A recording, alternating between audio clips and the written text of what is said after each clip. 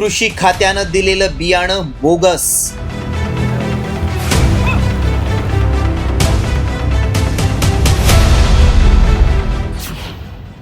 सरकारकडूनच शेतकऱ्यांची फसवणूक।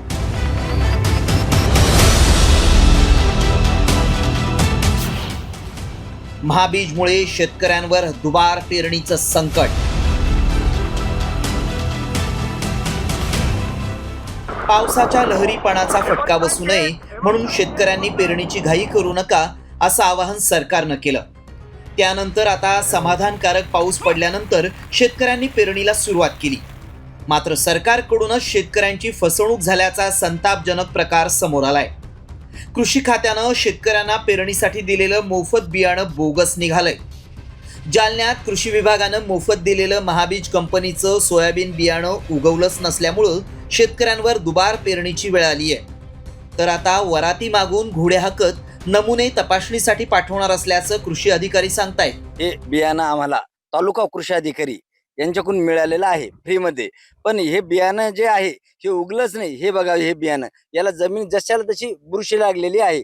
पुढं हे आता 15 दिवस लेट झाल्यामुळे पुढं कसं हे पीक येईल हेही आता सांगता येत नाही, कारण आजूबाजूला सर्व शेतकऱ्यांचे टोटल घरचं बियाणं असेल किंवा दुसरं बियाणं असेल ते तरळून उगलेलं आहे। आणि हे बियाण्याला जवळपास 10 दिवस होत आले, आजही हे बियाणं उगलेले आपण प्रत्यक्षात बघू शकता। आमच्याकडे महाबीजच्या जे 444 लॉटचं बियाणं आहे, TDS 992 फुले दुर्वा व्हेरायटी आहे। एकूण 40 शेतकऱ्यांच्या तक्रारी प्राप्त झालेल्या आहेत काल आणि परवा दिवशीमध्ये।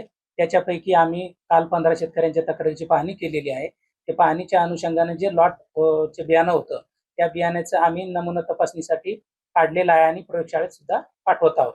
पुढील प्रक्रिया चालू आहे तपासणीची। विशेष म्हणजे बोगस बियाणाचा सुळसुळाट राज्याच्या अन्य जिल्ह्यातही समोर आलाय। ऐन खरीप हंगामात बोगस बियाणांच्या विक्रीमुळे राज्यातील अनेक जिल्ह्यांमध्ये शेतकरी वर्गातून तीव्र संताप व्यक्त होतोय।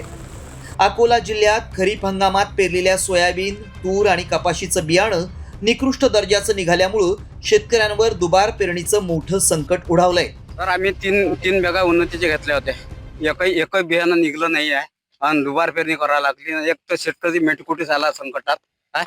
शासनानं आम्हाला हे जे नुकसान झालं यांना आम्हाला भरपाई करून द्यावं। शेतकऱ्यांची एवढी दयनीय अवस्था झाली की आता बियाणाला पैसा नाही आहे। दुबार पेरणी करावी कुठून, कशी करावी, कुणाजवळून पैसा आणावा। लातूर जिल्ह्यातही बोगस बियाणांचा सुळसुळाट दिसून येतोय। आधीच पावसाची अनिश्चितता असताना जिल्ह्यातल्या विविध भागात पेरणीनंतर सोयाबीनचं बियाणं उगवलेलंच नाही। त्यामुळे संतप्त शेतकरी कंपन्यांवर कारवाईची मागणी करतायत। तेव्हा ते मूग पेरलं, मूग वापरलं तेव्हाच, तरी सोयाबीनच वापरलं नाही। हे बियामध्येच काय तर किती बॅग घेतल्या होत्या, कुठल्या वाहनात, कुठलं वाहन होतं? महाबीज। तर दुसरीकडे धाराशिवमधील शेतकऱ्यांनीही बोगस बियाणांबाबत तक्रार केली आहे। पेरणीनंतर 10 दिवस उलटूनही सोयाबीन न उगवल्यानं अनेक गावांमध्ये दुबार पेरणीची वेळ आली असून दोषी कंपन्यांवर गुन्हे दाखल करण्याची मागणी केली जातीये। आम्ही औदुंबर पाटील यांच्यातून 228 बियाणं घेतलं होतं आणि आमच्या 4 बॅगाच्या आणि सगळंच खराब निघालंय। बियाणंच उगवलं नाही, कसलंच बी उगवलेलं नाही। आमचं म्हणणं आहे की कंपनीवाल्याने आम्हाला भरपाई द्यावी। साम टीव्हीनं या बोगस बियाणांच्या रॅकेटचा पर्दाफाश केल्यानंतर महाबीज बियाणांच्या 25 तर इतर कंपन्यांच्या 17 तक्रारी समोर आल्या। त्यानंतर साम टीव्हीनं थेट कृषी संचालकांना गाठलं।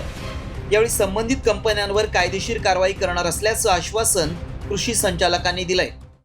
त्याचप्रमाणे त्या बियाण्याचे नमुने काढून आम्ही प्रयोगशाळेत देखील पाठवलेले आहेत आणि त्या प्रयोगशाळेचे नमुने आणि तालुकास्तरीय समितीचा अहवाल याप्रमाणे बियाणे उत्पादक कंपन्या ज्या आहेत त्यांच्यावर जी काही कायदेशीर कार्यवाही आहे ती कार्यवाहीची प्रक्रिया त्याप्रमाणे पुढं निश्चितपणे केली जाईल। आधीच मान्सून लांबल्यामुळे शेतकऱ्यांच्या पेरण्या खोळंबल्यात। इतकंच नाही तर यंदा कमी पावसाचा अंदाज असल्यामुळे सरकारनं दुबार पेरणीचं संकट टाळण्यासाठी शेतकऱ्यांना सूचनाही केल्या होत्या। मात्र आता सरकारच्याच कृषी खात्यानं शेतकऱ्यांना दिलेलं बियाणंच बोगस निघाल्यानं शेतकऱ्यांवर दुबार पेरणीचं संकट आलंय। भविष्यात निसर्ग काय दिवस दाखवणार ते माहीत नाही।